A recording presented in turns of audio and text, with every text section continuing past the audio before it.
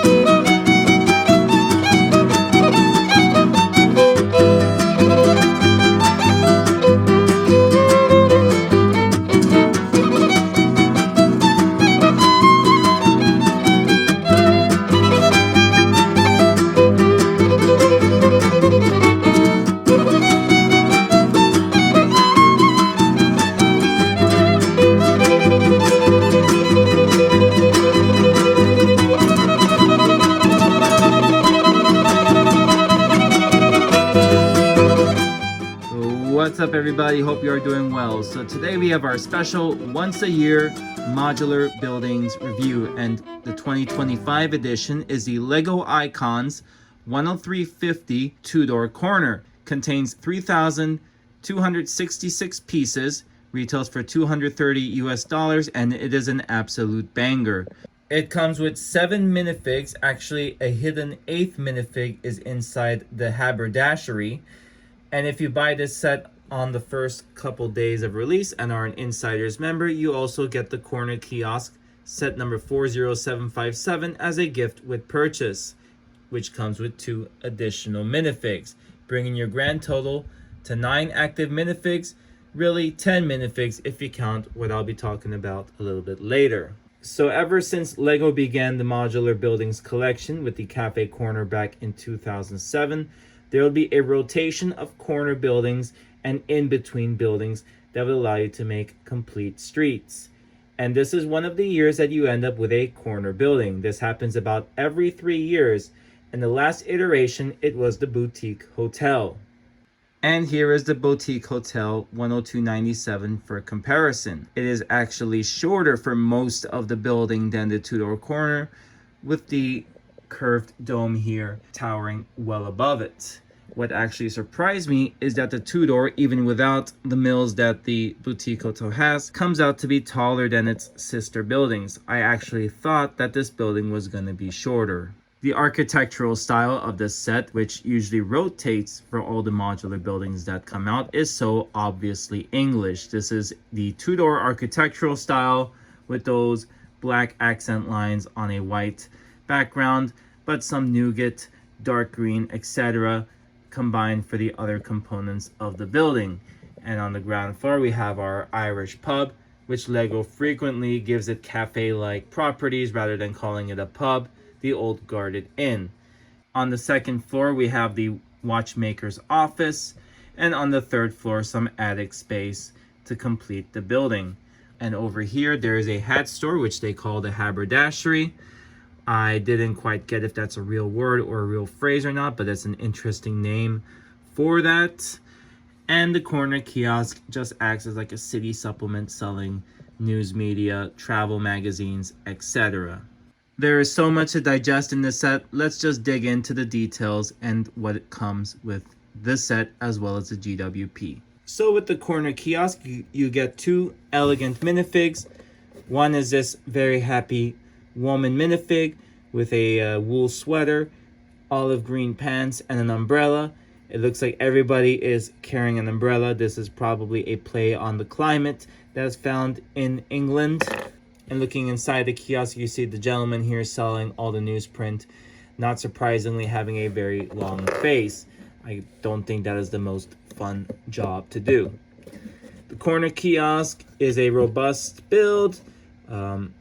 Pretty much everything you would expect to find in such a stand is here. I like the simplicity, but also the use of these printed tiles. Actually, unfortunately, this one does come with a sticker sheet. Sticker here, but all the newspaper related articles are printed. There are two additional accessories that come with the set. The rotating collection of the media that they are selling. Maybe the envelope is supposed to represent like a postcard. And then we have a gumball machine, which of course does not function, but it looks like something that would function. The design and overall parts usage is really nice. I like the use of the curved slopes here, especially the wedged ones, which create a very nice one-of-a-kind ceiling. And just the design of this makes me feel like, okay, this doesn't exclusively belong on an English street. It can go elsewhere, like on a seaside town. It looks like something you would put maybe like in San Francisco or just by the water, anywhere. And actually the one technique I really liked was this bar-like element being used as awning support. I wouldn't think that they would go about doing this, but it's really neat, especially as it covers a complete 3-story awning. The birthday hat on top of this stand here is another instance of nice parts usage. A small, simple, and effective accessory, well utilized. Other than that, just nothing we've never really seen before, but a very welcome accessory. The other external accessory that is in this arrangement of sets is this tricycle like cargo wagon, as they call it. It's like a little shopping cart combined with a tricycle. Very nice. In fact, Lego uses a brand new mold for the bicycle here that allows better hand access, especially if it were a mini doll sitting here. And it comes in bright green, no less. It's a very nifty small mini build. It's actually seen towards the very end of the Tudor Corners build, around bag number 19. Comes with plenty of storage space. You can put whatever you want, like a giant apple, some breads, carrots, produce, you name it. Or you can put articles like the box of croissants from the Lego Heart Lake City Cafe, set number 42618. I have a review of that on this channel. An inside look at the Haberdashery reveals all the different linens and fabrics available for sale, both raw and finished as actual hats. You can see the tailor over there meticulously operating the cash desk with a pair of scissors ready to cut to size the appropriate headgear. All the different headgear that come with the set are a huge plus. This means that if you choose to repurpose the elements in this set and part it out, you have plenty of options to deck out your minifigs. One neat functional thing is that this back wall is removable, which allows you to insert and remove the minifigs accordingly. So let me straighten out this minifig's legs and reinsert the minifig accordingly. That way your fingers are not constrained by the presence of the back wall. I'm thinking that is what the designers went for in this. Also, the hidden 8th or 10th minifig, if you consider the combination, is present. It is this mannequin fig with a nice tuxedo outfit and a top hat. And what's neat about this is essentially all you have to do is change the headpiece and put in an active human minifig head, and you have yourself a living, breathing minifig. I mean, the hands, you can keep them white, representing like a gloved hand, and you'll be good to go. So it's nice that this comes in the set, allowing for some extra dimensionality. The flooring includes a nice tile pattern in black and light nougat, and the walls are a mix of gray and tan. Not the most vibrant colors, so I will say that's a bit of a downside, but it does work for the scope of this hat store. So removing our back wall, we access the kitchen of the Irish pub, or the Old Guarded Inn. Zooming in, we get a closer look at the details of the kitchen. To the right, we have a sink with the appropriate washing equipment. On the bottom left, I would take it that that is like a freezer or refrigerator, as I would say that unprepared sausages are stored there. And then you have one on the grill here. The grill comes with two spots. One is just decorative, the other one is being occupied by a skillet, or at least that's my interpretation of it. Well, at least that's what lines up with the fan above. On the right, there's the usual ketchup and mustard shakers. And on the top, one of the many clocks that comes with this set. As usual, you can see that there is a stud inserted so that if you want to demonstrate a little bit of displayability, playability, or storytelling, you can insert a minifig and it will actually stand. Going right next door, we find probably the more exciting part of the space, the actual Old Guarded Inn's bar. You can see that that minifig is probably having a bacon, eggs, and pancake breakfast, being helped by the bartender here with some coffee. There is a coffee machine which appears to be some kind of an espresso machine on the left with the red mugs, and some bottles which can be up to your interpretation as to what they are. Looks like a tablescape flower vase is on the right, and the cash register, kind of old school, is shown here. In fact, this has the classic keyboard, which Lego inserts this upside down. There are 3 bar stools here, which do not have any studs, so the minifigs have to be positioned very carefully. If you want to incorporate the storytelling, you can always, on your own, replace them with studded round plates. And adjacent to it is just a double occupancy table with one of those flower vases. The menu, like all other decorations, comes on printed elements. I really like the choice of the menu. This does look familiar with a previous release though. I cannot quite put my finger on it. We are now outside the building, but there is one more interior detail that I would like to show. And it is the restroom of the pub. So if you remove this portion of the staircase, you conveniently reveal the restroom, or as I should say for this type of set, the loo. Due to the height that we are filming this from, it is difficult to get a good close-up ground level shot of the toilet itself, but here is a bird's eye view. It is a 2-part assembly. The back side is built separately than the toilet bowl itself, though the interpretation is that both of these are linked together. Ingot piece on the top, round bowl on the bottom, flush piece on the right, and toilet paper on the left using that Technic element, and I made sure to install it the right way. Rear side details include the foliage lining the wall, very sturdily put together, a dumpster using a crate piece, 4x3 crate, and a stray cat. Small light piece hangs over the back door. Lifting the top of the 4x3 crate reveals the stale fish that is disposed of, and the instructions do make a nice joke about this. I made sure to save the best part of the first floor for last, and that is the exterior facade. Probably one of my favorite first floor facades of a Lego building. So much going on, but so much of the right stuff. Very nicely, neatly organized awnings here, an outdoor bar table, garlands all over, nice little lamppost, menu nicely framed with these gold rail elements, and a nice pearl gold accent lining the dark green walls. Droid legs are used to help build some of these lower garlands, and then the tapering allows it to fit into the building style. Door is there, which actually breaks convention with a lot of these corner buildings. Typically, you would expect the door to be exactly in the middle of the building, but it is more offset, which is actually pretty realistic when considering a lot of these Irish pubs. Haberdashery also has its nice share of details. A lot of elements that we have seen used and arranged like so before, especially the candlesticks. They continue to make their mark as these vertical support columns, and these nice, I guess, feather-like elements that are used to frame the logo. Now, whereas the City Harbor actually uses a chain to make this guardrail here, this set uses handcuffs, round Technic pieces, and pin with ball elements to make the same construction. So a different approach to a pretty functional technique. The book also states that this pattern of tiles, which is like a shield pattern for Great Britain, is used intentionally on the corner. Here's an up-close look at the prints on the outside. It seems like this 5 pence currency is used throughout the building. There are 2 tiles with it. One's probably an extra, and that is the price of today's special, which is actually, hopefully, fresh fish, not the stale green one in the back. And here's a close-up of the old Guarded Inn.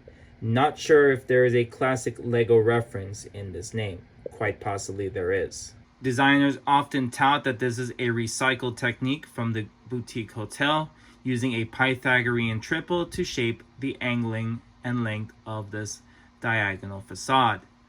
Now, a lot of Lego builders adopt this pretty regularly, so it is not as novel as it may have been years ago, but it is still very cool and really made the set quite attractive. The microphone elements continue to make their appearance on some of the exterior facade, and with that, we're going to be moving on to the second floor. I had originally set a very low bar for the second floor. I did not expect too much, but through building it, really enjoyed it, and it exceeded my expectations. All of these components, these exterior details, and especially the interior details, presented nice building techniques that blew me away. All the window frames proved to be fun to build. These with the candlesticks going down the middle, I would not have really thought of this. In fact, these are just resting on a tile element, but they're attached by a bar and clip system here. And over here, some dark orange cheese wedges and double-sided slopes are used to give the windows some more depth. But here, this cupola is pretty neat. I believe we kind of got a teaser of this when we were building the bed and breakfast for the Lego Friends line. This is probably offset or rotated about the same way, as it is 45 degrees around. But this came together in a very polished and nice way, and this palisade and bracket technique worked pretty nicely to create its own exterior texture. The subtle black piping also adds an extra layer of depth, as do the many garlands that line the exterior of this building. This giant Roman numeral clock really sets the tone and gives the set its full theming, demonstrating the presence of the watchmaker's office here. The watchmaker's office is fully stocked with details, several makes and models of grandfather and traditional ticking clocks. Very old school, very classic, very cutesy, and very demure. Love it. The closet door here reveals a vacuuming machine, a teal vacuum. Let me turn on the flash here. You can see just a classic old style vacuum parked back there along with an empty crate. Very cool. Adds a lot of storytelling and playability opportunity. And a table full of a clock being repaired, a spotlight, magnifying glass, and other relevant tools, including an hourglass. Pretty neat. With the exception of these 2 wall clocks, no 2 clocks were alike, and I just chose some of them to tell different times. There are some that are giving like 10 minutes to 12. This one might be put by mistake. Absolutely it is. The times that are being told are typically either 10 minutes to 12 or about 4 minutes to 1. And the instruction booklet does make light of this at the very end, saying that the watchmaker has to fix some of the clocks after his lunch break. A lot of these are removable, so if you wish to repurpose these or make the story element that these have been sold to a private buyer, you can place these clocks in other models. Let's keep looking around, showing the different clocks here as the light shifts to them. There's a fireplace clock here, and just so many printed clock elements that your city will be definitely chronologically on point. It's a little hard to see from here, but the fireplace has a small flame. I don't think the flame is visible from this angle, but the elements used make this seem very realistic, and it just matches the vibe of a nice fireplace.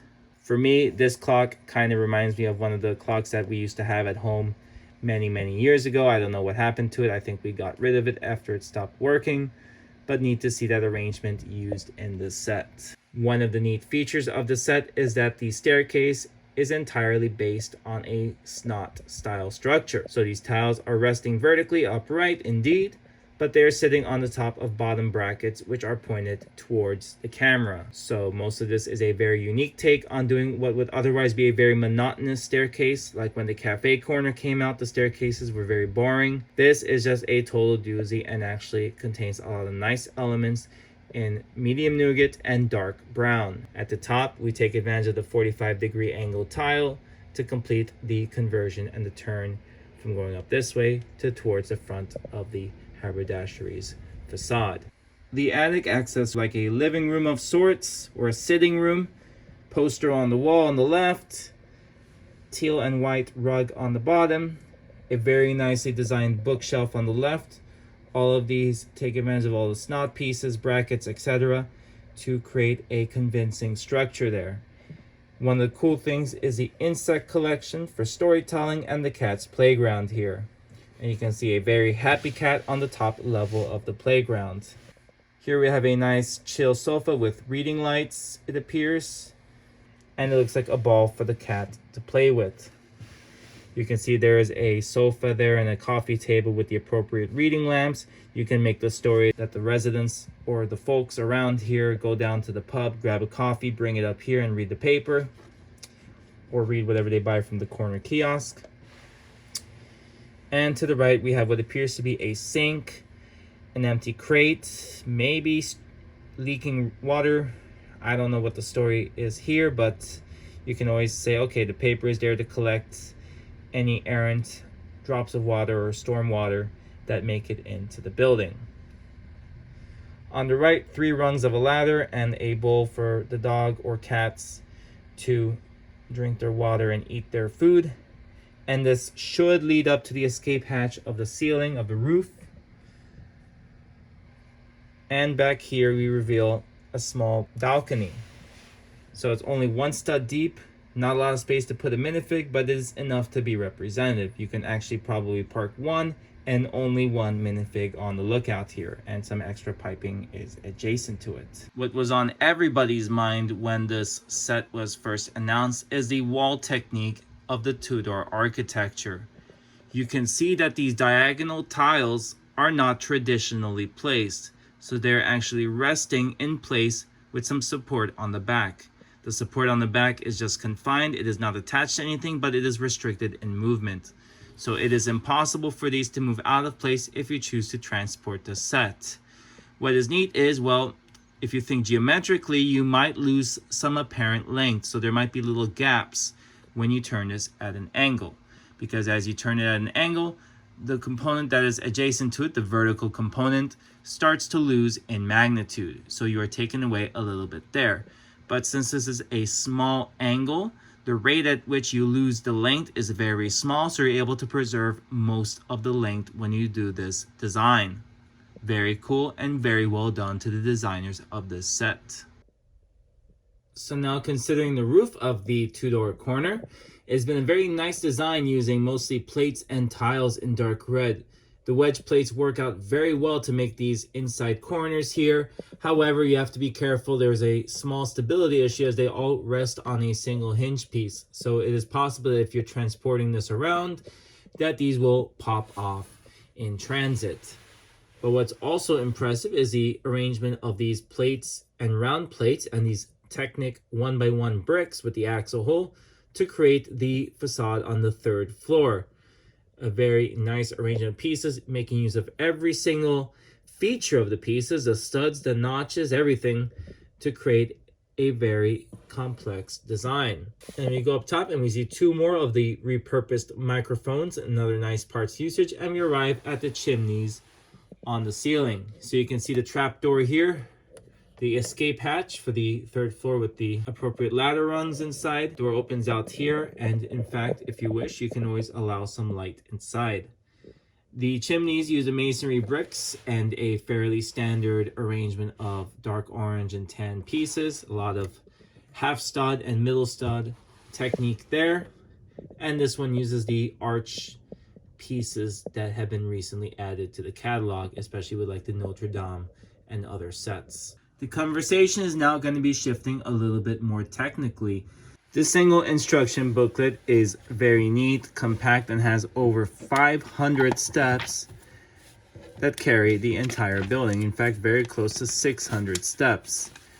There are a couple pages on the background information about the Tudor Corner that gives like the whole background on the design, shows the Lego Icons designer. And from time to time, let's look for one of these instances, you will find a bit of a caption throughout the build. But as you may notice here, it is citing another set. Almost every caption makes reference to another Lego modular or icons or even idea set. Talk about a bit of a shameless plug, but hey, it is smart marketing. But as corny as this shameless plug advertising is, it is still quite entertaining to read through all of the little captions. So now let's talk about the various colors and parts usages that are included in this set. So there are two colors that the Tudor Corner uses that did not get frequent airtime in previous sets. So one of them is the regular shade of Nougat, which introduces two brand new recolors. One of them is the masonry brick 1x2. Comes with at least 21 or so of those. And then the other is the 1x4 brick, where there is maybe a handful or two of that element in the set. But on the other side, in the haberdashery side, you get a much higher usage of light royal blue, or as Bricklin calls it, bright light blue. So you get 1x1, 1x2, 1x3, and 1x4 bricks. An array of plates, mainly 1x2, 1x1, and even some 1x6 plates. And you get some snot bricks, which allow the foliage pattern on the outside to be used. So for those wishing to expand their color palette, this is an excellent set if you're looking to add parts in both of those colors. But it's also good to know the availability of parts in those colors so you can order online and get these in bulk. In fact, if you go on online Lego Pick-a-Brick, the 1x2 brick has been available for quite some time now, as has been the 1x1 brick. In fact, I had thought that since the Ninjago City Docks has been phased out, or is in the process of being phased out, that we would not be able to get the Nougat 1x2 bricks, but this set has proven otherwise. Another coveted element, at least to some builders, is the masonry brick in white. You can see that at least 3 of them are present on the side. There are probably about 1 or 2 dozen of them scattered throughout this entire set. Not as much as the Nougat masonry bricks, but a fairly appreciable amount. You also get the container cupboards in dark green, jumper pieces in dark green, as well as a whole array of elements in these other earth tones. Lots of dark tan, lots of 2x3 tiles in dark tan and dark red, which for me are fairly new in that color.